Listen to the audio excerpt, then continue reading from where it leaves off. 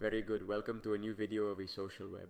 I am Luis Fernandez, and today we are going to continue with our series of videos dedicated to artificial intelligence, programming, and SEO and digital marketing. In this case, we are going to make a very simple script to know that they are less than 50 lines of code in which we are going to work the entities based on Google Images. We are going to be a little bit naughty, and we are going to take advantage of a job that Google already gives us done, and we are going to start from any keyword to make a classification of entities using artificial intelligence, and we are going to extract those entities using an API that allows us to use Google search results directly. It allows us to access them and extract all the information. This is a very, very important tool, very easy to use, with very good documentation. Now I will introduce it to you. It is called SERP API. There are also alternatives. You can do this with scraping, but you will have to manage the proxies, be aware of the changes, program it yourself, or you can use alternative APIs like a value SERP, which is very well known mainly because it has less functionality than Serapi, but it is cheaper. So there you have a wide range of possibilities to use. Let me show you what I mean. If we go to Google Images, and in this case I introduce a transactional keyword as oil fryers, you will see that if you have noticed, you usually use Google Images. You have up here a series of different types of oil fryers in this case. For example, industrial, 1 liter, that is entities or typologies related to this keyword, which Google itself gives us. That is, Google itself, which is the point for which we want to work, is the search engine for which we want to position. 99% of the time, it is already giving us these entities, which are the ones it considers relevant for this keyword, oil fryers. So what we are going to do is extract them and use GPT to classify them. As always, this classification of entities by GPT can be of variable quality. Do not take it as a dogma, but to classify when we work on mass, as always, which is what we want to convey. When we work on mass, this can help us to filter thousands of entities in a fairly fast way. And from there it is already a human review with a little bit of strategy in which we can use them. The Escribo is very simple. We go here to Google Colab, as always, which we will share with you in the description of the video. And we have to click on the cells. Here at the top left we hit play. We install our dependencies. In this case OpenAI Google search results, which is the Python library that allows us to use Serapi easily, and Google API Python client. So Google search, which is what we have installed here, we import Serapi, we import OpenAI, and here we simply execute this code cell. Previously you have to put here your OpenAI API and your Serapi API. In this case, both are paid. And as I said before, you can work with proxies, you can work with other free models, but for convenience and to convey the concept and the tool, the way of thinking, which is what is most important here, technology goes very fast, it can change, but the process and the way of thinking about it does not. So here we are going to work with these APIs because they are the easiest to use and they are very cheap.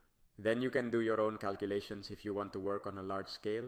It might be profitable to change these APIs, but for normal use it is very economical. Once you have filled in these two data, now you can click on play and you will simply get an input in which you will mark your keyword. In this case I have marked it here, oil fryers, and this is the format that we have decided to give. This is the prompt that is given to the following entities, and we pass our list of automatically extracted entities, classified by groups with their corresponding name, returning the result as follows: group name, entity 1, entity 2. And if there are several that belong to a group, placed in the same row. And this is the output that we would receive. Product type.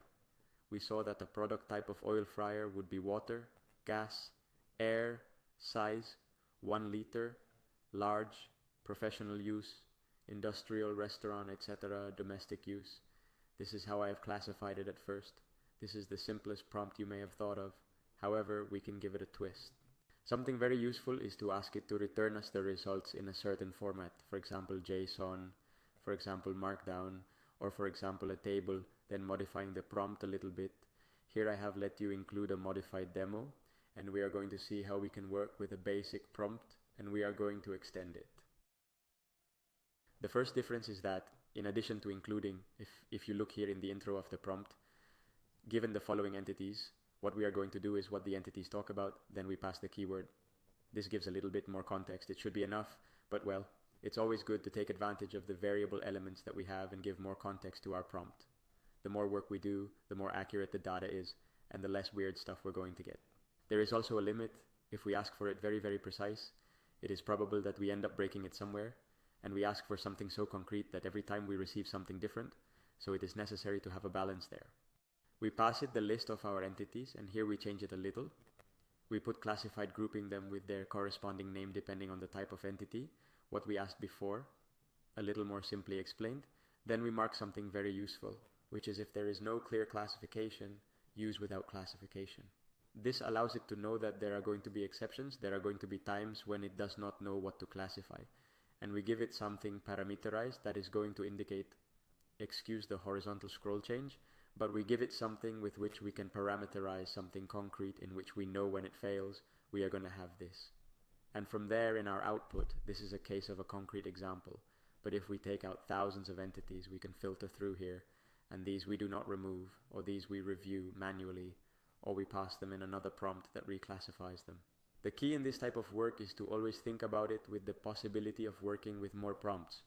Once we have done the classification, we can filter all those that we have marked without classification.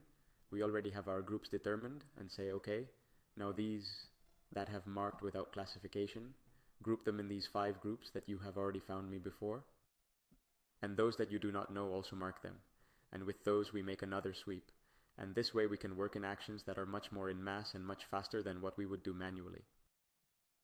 And after that, what we have to do is return them in table format with 2 columns, entity name, group, and the output it gives us is the following. Here you can see quite a lot.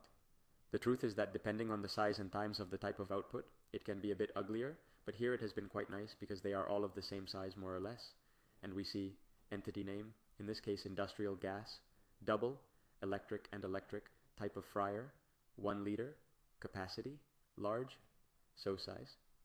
Here you can see all the output. As you can see, it has found, for example, here animated, which is something very common in Google Image. This is going to happen, and this you can even filter it in the code. This refers to the type of animated image, because normally you can also do it here, type. If you go to GIFs, you are going to find images that are animated, then this result is going to give you in 90% of the time. And you see that here, it correctly marks it for us without classification. You can always try this in ChatGPT. Here I have copied the same prompt. You have it here, you execute it. And ChatGPT, as it has Markdown renderer, the format is table, it is Markdown, because it gives us the same result or similar. Remember that here there is always a percentage of variation. It is deterministic, but it is probabilistic, and we have a very similar result. You see that animated here, it also gives it to us as without classification. Big size, it classifies the marks in a very, very useful table format. And that's all. It is a very simple script, but I hope that both the tool that allows us to do this, which is super useful, I recommend it, and the concept of taking advantage of something that Google gives us, as are the entities already classified here in the images, and how to thread it all with the GPT prompt. I hope it will be useful and will help you a lot in your work. And thank you very much for your attention, and see you in the next video.